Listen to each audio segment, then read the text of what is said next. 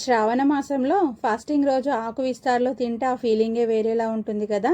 ముద్దపప్పు చారు అందులోకి అప్పడం పెట్టుకొని తింటే ఉంటుంది, ఎంత బాగుంటుందో అండి.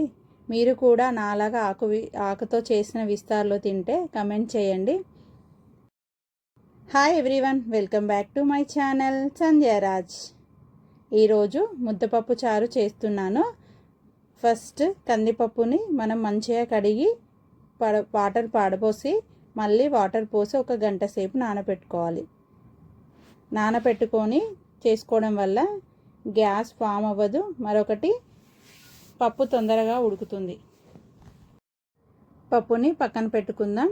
నెక్స్ట్ ఒక గిన్నె తీసుకొని అందులో ఒక చిన్న బాల్ సైజు చింతపండు తీసుకొని అందులో కొన్ని వాటర్ పోసుకొని నానబెట్టుకోవాలి. ఇప్పుడు నానబెట్టుకున్న పప్పుని కుక్కర్లో వేసుకుందాము. నేను ఎక్కువ నానబెట్టుకున్నాను పప్పు, ఎందుకంటే పిల్లలకి స్వీట్ పప్పు కావాలన్నారైతే ఉడకబెట్టుకున్నాక పక్కన తీసి పెట్టుకుంటాను.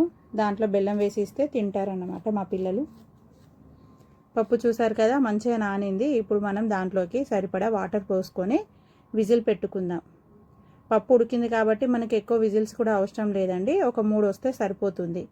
ఇప్పుడు గ్యాస్ ఆన్ చేసుకొని పప్పు కుక్కర్ని దానిపైన పెట్టుకోవాలి. నెక్స్ట్ పప్పులోకి వెల్లుల్లి కావాలి కదా, ఖచ్చితంగా వెల్లుల్లి ఉండాలండి. వెల్లుల్లి జీలకర్రతోనేనండి పప్పు టేస్టీగా ఉంటుంది. ఇప్పుడు విజిల్స్ వస్తున్నాయి కదా, ఇలా 3 విజిల్స్ ఇచ్చుకోవాలి. నెక్స్ట్ మనం వెల్లుల్లిని రెండు గడ్డలు ఒలుచుకున్నాను, ఎందుకంటే పప్పులోకి మరియు చారులోకి కావాలి కదా. అందులో కొంచెం జీలకర్ర వేసుకొని దాన్ని మెత్తగా దంచుకోవాలి.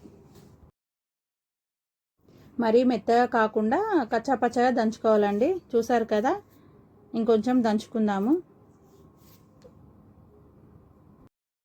సరిపోతుందండి. దీన్ని పక్కన పెట్టుకుందాం. నెక్స్ట్ 3 విజిల్స్ వచ్చినాయి కదా, తర్వాత దాని ప్రెషర్ తీసేసి ఓపెన్ చేస్తే చూడండి పప్పు ఎంత బాగా ఉడికిందో. ఇప్పుడు మనము దాంట్లోకి పసుపు వేసుకుందాము. నేను పసుపు వేయలేదు, డైరెక్ట్ పప్పే ఉడకపెట్టాను.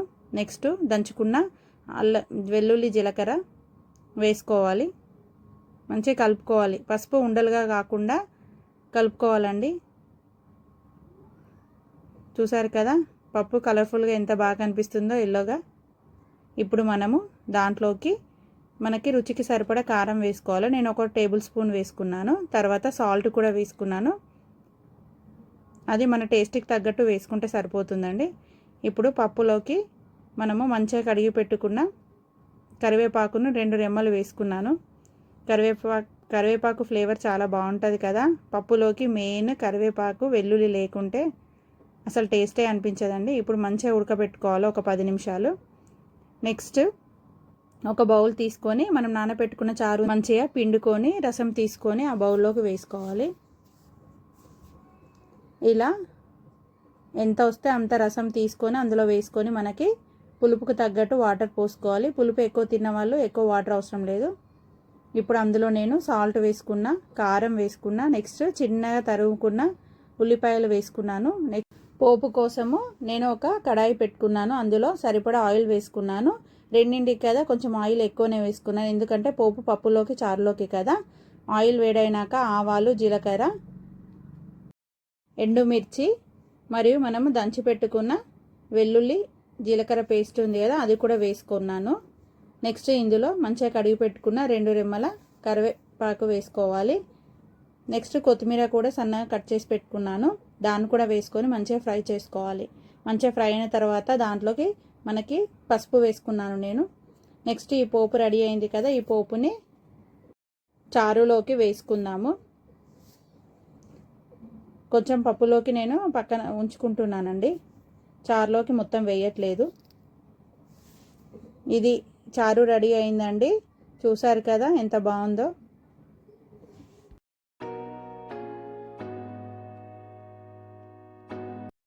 ఇప్పుడు మరొక బౌల్ తీసుకొని అందులో మనకి రెడీ అయిన పప్పుని అందులోకి వేసుకుందాము. పప్పుని వేసుకున్న తర్వాతకి దానిపైన మనం పోపు వేసుకుందాము.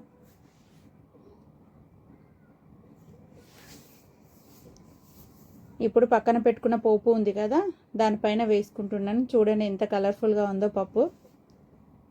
ఒక్కొక్కరు పోపు వేసుకుంటారు, ఒక్కొక్కరికి ఇష్టం ఉంటుంది, ఒక్కొక్కరికి ఇష్టం ఉండదండి. మేమైతే ఖచ్చితంగా పోపు వేసుకుంటాము.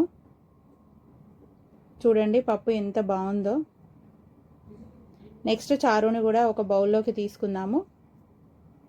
పప్పు చారు రెండు రెడీ అండి. టేస్ట్ ఎలా ఉందో చూడాలి. చూస్తూనే తిన్న ఫీలింగ్ అనిపిస్తుంది. ఫాస్టింగ్కి నేను చేసిన పప్పు చారు రెడీ. చూడండి రెడీ అయిపోయింది, ఇక తినేయడమే. వట్టి పప్పుచారు తింటే ఎలా అండి? అందులోకి అప్పడాలు ఖచ్చితంగా ఉండాల్సిందే కదా. పప్పుచారు అంటే అప్పడాలు ఖచ్చితంగా ఉండాల్సిందే ఏదో ఒకటి.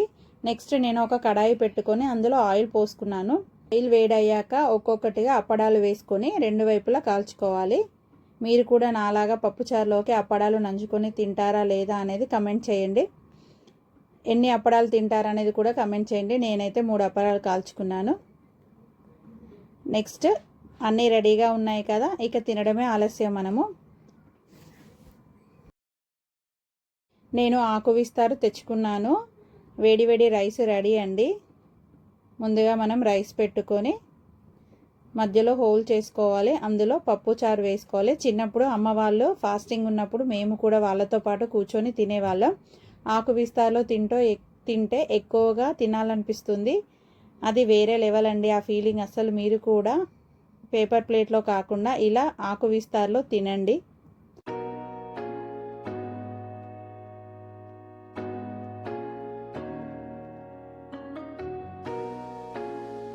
పప్పు వేసుకున్నాను నేను. నెక్స్ట్ దానిపైన చారు వేసుకోవాలి. ఆనియన్స్ ఎక్కువ ఉండాలండి మాకు చారులోకి. అసలు ఆనియన్స్ లేకుండా మేము అసలు తినలేమండి. నెక్స్ట్ అప్పడం పెట్టుకున్నాను. విస్తారు చుట్టూ నీళ్లు ఆరగించి మనసులో దేవుణ్ణి మొక్కుకొని తినేయడం అండి. ఇక ఇది శ్రావణ మాసంలో ఫాస్టింగ్ రోజు నేను చేసిన పప్పుచారు విత్ అప్పడం. మీరు ట్రై చేయండి. ఈ వీడియో మీకు నచ్చినట్టయితే లైక్ చేసి షేర్ చేసి సబ్స్క్రైబ్ చేయడం మర్చిపోకండి. మళ్ళీ మరొక వీడియోతో కలుద్దాం.